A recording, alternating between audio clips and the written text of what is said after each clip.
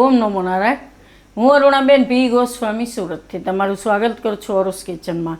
તો આજે આપણે બનાવશું દાળ પમ્પકિન સૂપ. તો એના હારું આપણે આ થોડુંક પમ્પકિન લીધું છે, આટલુંક આપણે, અને દાળ. તો દાળ લીધી છે આપણે 1 ચમચી મગની પીળી દાળ ને 1 ચમચી આપણે મસૂરની દાળ.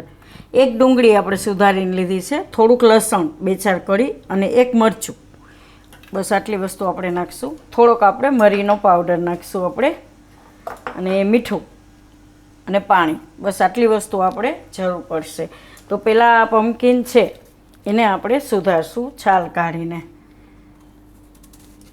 તો આ રીતના એના ટુકડા કરશું. તો ઉપરની છાલ છે એ કાઢી નાખીશું આ રીતના ચાકુથી. અને આના આપણે વચ્ચેનો ભાગ કાઢી આના રીતના મીડિયમ ટુકડા કરશું. આ રીતનું આપણે સુધારી લેવું. તો આપણે આ રીતે ટુકડા કરી લીધા છે. એને આપણે હવે લઈ લેવું કુકરમાં.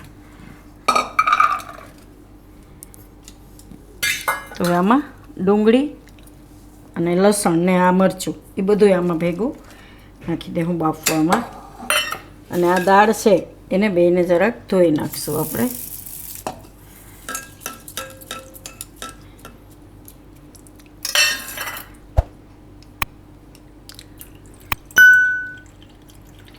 તે દાળ આપણે આમાં ભેગી નાખી દેવું.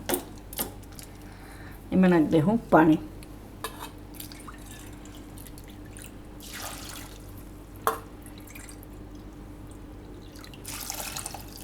તો 3 વાટકા જેટલું આપણે એમાં પાણી નાખીશું.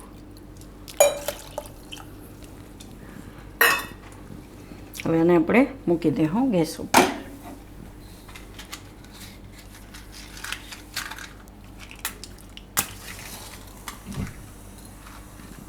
હવે કુકરનું ઢાંકણું બંધ કરી દેવું.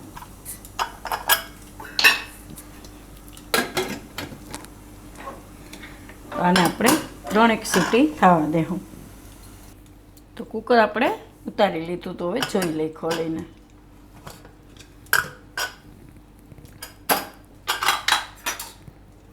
આ બધું એકદમ સરસ બફાઈ ગયું આ રીતનું.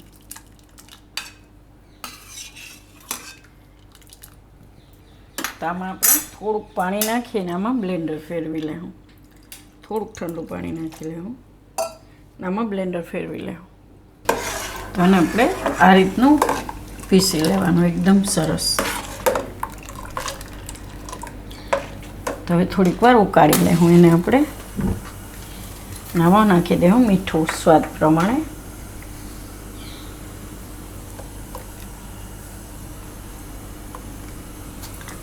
થોડુંક નાખી દેવું એમાં મરી પાવડર.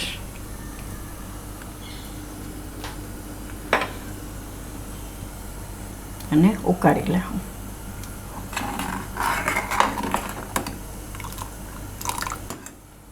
તો આને આપણે આ રીતનું ઉકાળી લેવાનું છે. એકદમ મસ્ત થઈ ગયું છે આ રીતનું ઘાટું. તો હવે ગેસ બંધ કરી દેવું. આને આપણે ઉતારી લેવું નીચે. તો ગમે ત્યારે એવું લાગે કે થોડીક ભૂખ લાગી છે તો તમે આ રીતનું સૂપ બનાવીને પી શકો એમ. મસ્ત લાગશે. તો આને આપણે કાઢી લેવું.